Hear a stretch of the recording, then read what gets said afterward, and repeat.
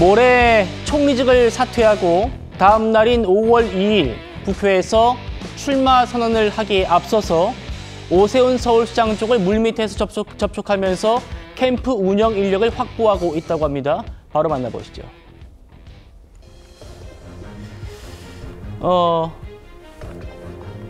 변호사님, 손영택 비서실장을 비롯해서 총리실 참모들 주축으로 캠프를 꾸린다 이런 보도가 나왔잖아요.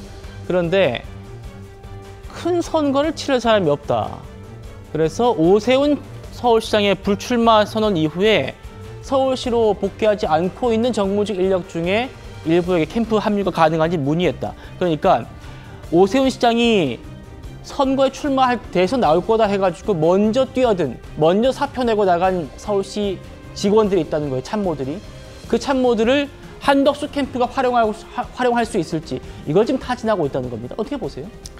그만큼 한덕수 총리 입장에서는 대선과 관련된 준비가 미흡하다는 겁니다. 지금까지 사실 너무 대선 기간이 임박했죠. 조만간에 사표를 내고 대선판에 뛰어들어야 되는데 아직도 캠프를 제대로 구성할 수 있는 그런 인원조차 확보를 하지 못했다는 것을 드러내고 있는 게 아닌가 생각이 들고요. 그것이 과연 대통령 후보로서 그리고 국민의힘 후보와 최종 단일화를 하는 과정에서 어떤 영향을 미칠 것인지도 저는 좀 살펴봐야 되지 않을까 싶습니다. 앞서 계속해서 단일화 성공 사례로 말씀을 하시는 노무현 전 대통령과 정몽준 전 의원의 경우에는 정몽준 전 의원의 경우에 그 당시에 굉장히 높은 지지율을 보이고 있었어요. 사실상 1위를 두고 각축을 벌일 정도의 그 정도의 지지율을 갖고 있는 후보였기 때문에 노무현 전 대통령과의 단일화가 그런 시너지 효과를 발휘할 수 있었던 겁니다. 근데 한덕수 총리의 경우에는 지금 각종 여론조사에서도 이재명 후보와 상당한 격차를 여전히 보이고 있어요. 그리고 국민의힘 여러 후보들과의 그런 격차 차이도 크지가 않은 상황입니다. 어떠한 시너지 효과를 낼 수 있을지조차 장담할 수 없는 상황이기도 한 것이고요. 지금 살펴보듯이 아직까지 지금 캠프 구성조차 제대로 이루어지지 않은 그런 후보일 뿐입니다. 정치적으로는 사실상 이제 신입에 불과한 수준이에요. 짧은 기간 동안 국민들로부터 한덕수 총리가 꿈꾸는 대한민국이 어떠한 것인지 알 수 있는 시간적 여유가 과연 있을까요?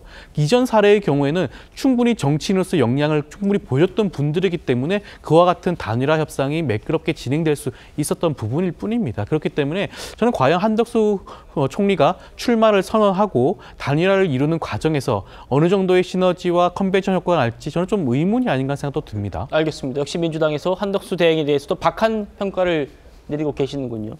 보겠습니다. 자, 지금 보시는 이 참모들이 제일 먼저 초기 캠프의 구성을 책임진다는 3인방입니다. 손영택 총리 비서실장 사표 냈고요. 김수혜 공보실장도 이번 주 중에 사표 낼 거고 신정인 시민비서관도 사표 내고 지원할 거다. 자,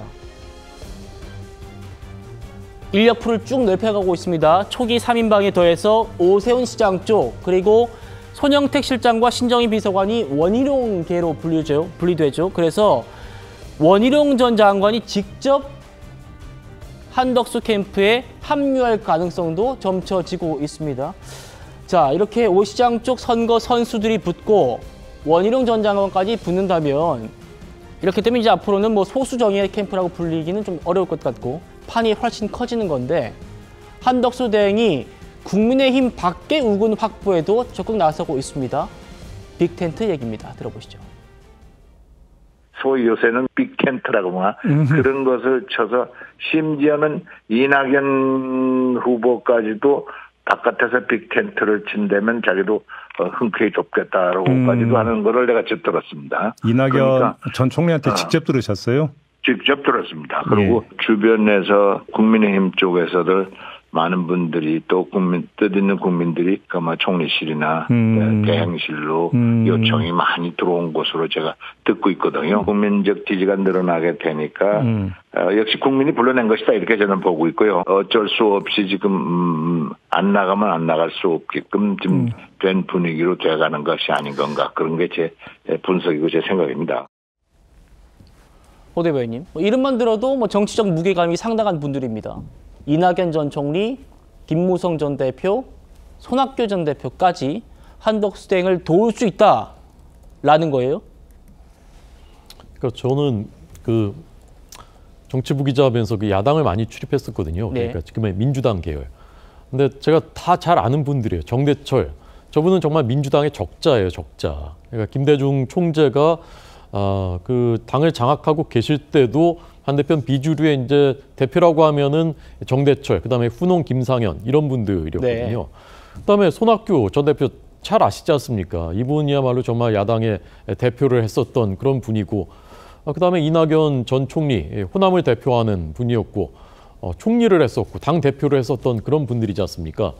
근데 그런 분들이 도대체 왜 굉장한 리스크와 또는 그 비난 가능성을 무릅쓰고 왜 그런 선택을 하려고 하느냐? 뭐를 얻으려고 하겠습니까? 지금 와서 뭐가 욕심이 나서 그게 아니지 않습니까?